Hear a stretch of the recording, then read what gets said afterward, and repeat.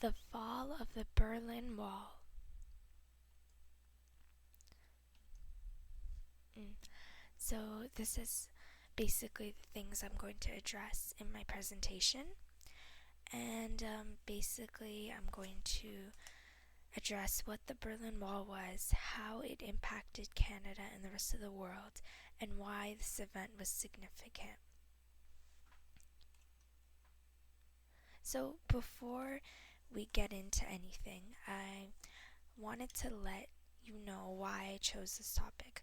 So, I chose this topic because when I was young, my mom used to always tell me that she saw the Berlin Wall come down on TV, and she had seen all those people jump on top of the wall, and she'd seen them chipping away at the wall, and she always used to tell me that when I was young. And another reason why I chose this topic was because I knew nothing about the Berlin Wall. I didn't know what it was about or anything, so I thought this would be a good opportunity to learn about something new. And the very last reason to why I chose this topic was because I had always seen pictures of the graffiti on the wall, and I had always been really interested in that, and I really liked the art and the graffiti. So that's why I chose this topic. So, how it all got started. So, after World War II in 1945, Germany was facing a collapse. So, the superpowers stepped in and divided Germany into four different zones. And the superpowers are Britain, France, America, and the Soviet Union. So, they divided Germany into four different zones, one for each nation, as you can see here on this map. So this is the USSR, which is the Soviet Union, and then France, Great Britain, and the USA. So in 1947, France, Britain, and America joined their zones together in an attempt to revive Germany's economy. The Soviet Union wasn't happy because that meant their zone would have the least amount of power. So now Germany was separated into two different zones, the East and the West. So on June 23rd, 1948, the Western countries introduced a new currency in their zone.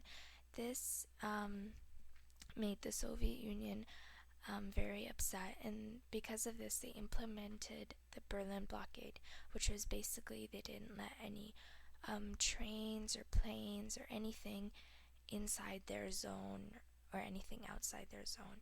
So they implemented the Berlin blockade on the 24th of June 1948, and now Germany was sort of officially divided into two different parts, like no longer zones. The west side of Germany had a democratic government because of the Western countries, and the east side of Germany had a communist government because of the Soviet Union. So finally, the wall goes up. Now, before 1961, 2.6 million East Germans moved to West Germany because of West Germany's thriving economy and because of the freedom that the citizens had. Now, East Germany was on the brink of a social and economical collapse. On August 13th, 1961, East Germany closed all borders with West Germany, and this created the Berlin Wall. So the wall split up families and communities, and young people no longer saw a future in East Berlin. And people also didn't take the wall seriously. They didn't think it would stay there for very long. They thought eventually there would be border crossings set up. And to get a visa to get over the wall, people spent many months trying to get a visa. And once someone had gotten a visa, they would only be able to see their family members for a couple of hours at a time. So it wasn't really worth it. So life on both sides of the wall. Now, life on both sides of the wall was very different because of the different governments. On the east, there was the communists, and on the west, there was the democratic. So in 1968, CBC went to East and West Berlin and interviewed some of the youth from both sides in an attempt to compare their lives.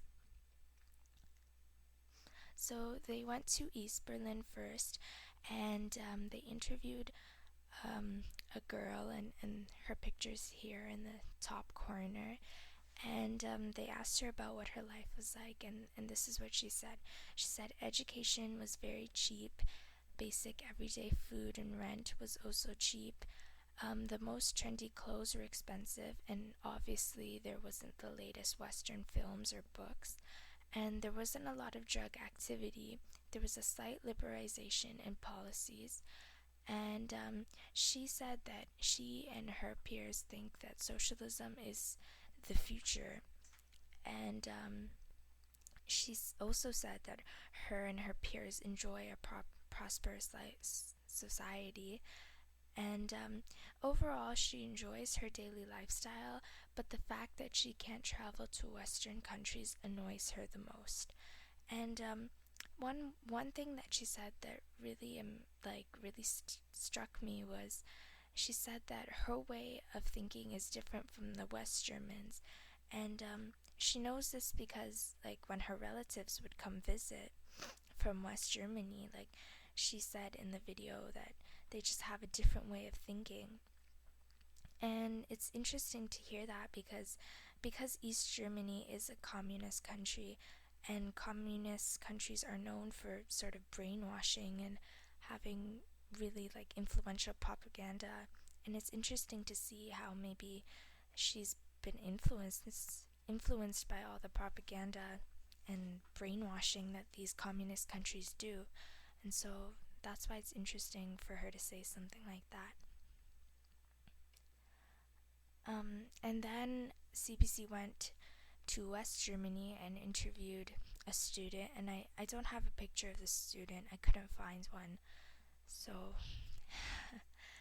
anyways, so the student, he said that students from East Germany were well educated, and they didn't have ideological subjects, so like, I guess, philosophy and stuff.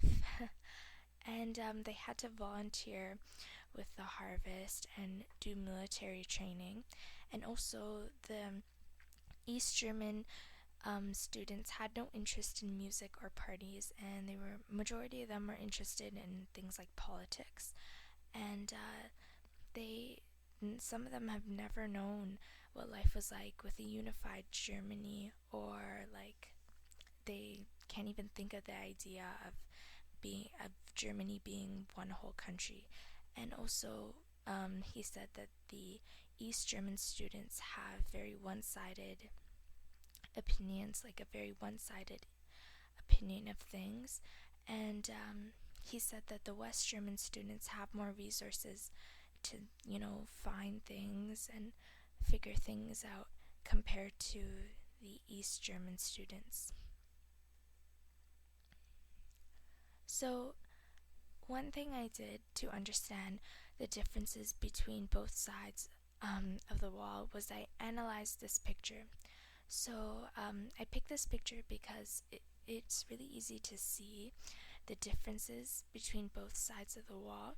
So over here is the east side, and over here is the west side, obviously. And on the east side, there's first like this barbed wire fence, and then almost this like no man's land almost type of area called the death strip, that is as you can see here, with like military and police officials, and it's like almost impossible to get through there. And then you have the actual wall. And then here on the west side, it's completely different.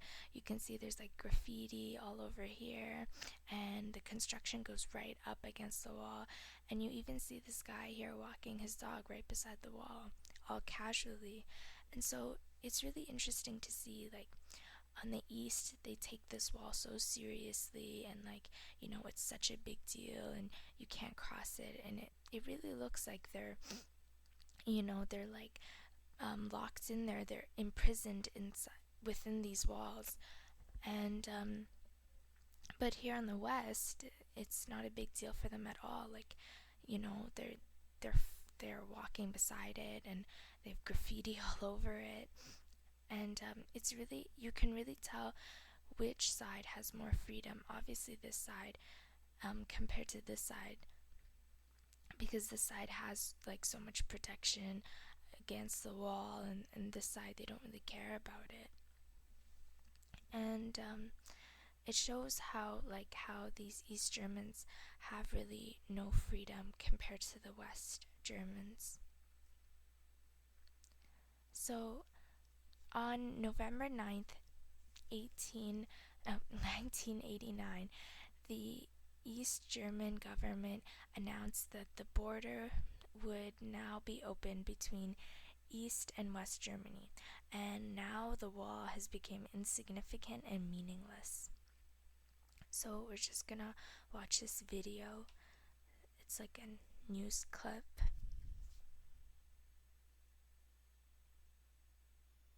At this moment, we are taking you live to the Brandenburg Gate and the Berlin Wall, where hundreds of people have climbed on top of 15 feet of concrete to celebrate the triumph of 28 years of hope.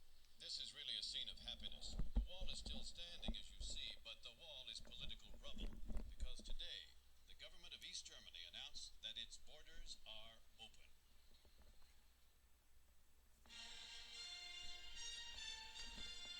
November 9th, 1989. This wall has stood for 28 years as a symbol of the divided world against Soviet aggression. Tonight, East and West Germans have come to the wall to celebrate the end of fear. How did it come about? What were the pressures that forced this dramatic change? And what's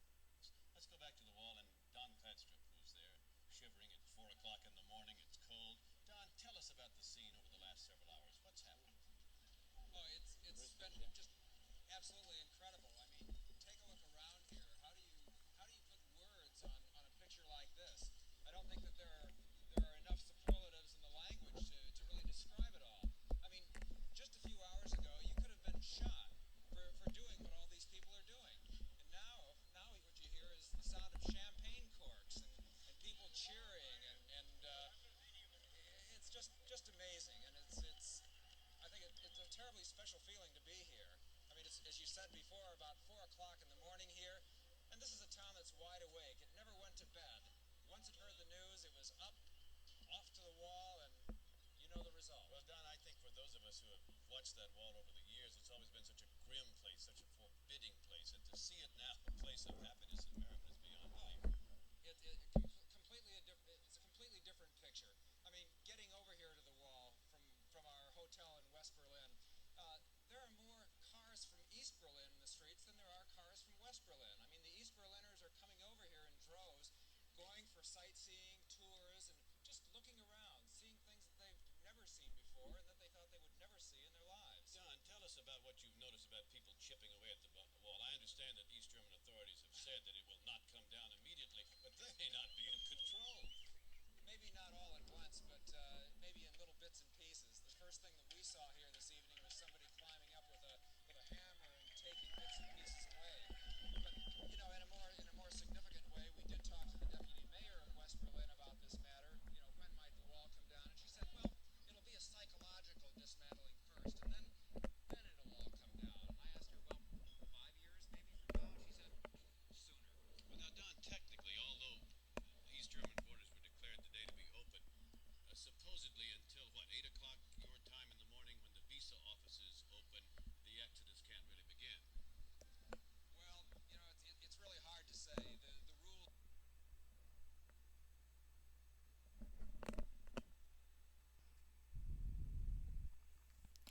So now that the Berlin Wall has fallen, it has affected Canada and the rest of the world. And so now the world is reunited. And this brings a lot of business opportunities. So now Canada has the ability to trade with other countries that it wasn't able to trade with before because of the wall. And also, highly qualified people, like highly educated people that perhaps lived on the east side of the wall, now have the opportunity to come work in Canada. And also, this allows Canadian pop culture to flow into Eastern Europe and into Eastern Europe countries as well. So, significance. The Berlin Wall is historically significant because to me it shows how sometimes nations should leave each other alone. If the superpowers did not break Germany into the 4 zones, there would not have been the wall that stood there for 20-some years. It is important to learn about the Berlin Wall because it is a very good example at showing how different communism and democratic governments are, and seeing the two governments and their extreme differences back to back is interesting. The wall falling is significant because if the wall was still there today, we would have a separated world, and the fear of communism would always be in the back of our minds. Also, the world's economy would be lower, and many people all over the world would have less opportunities. The end.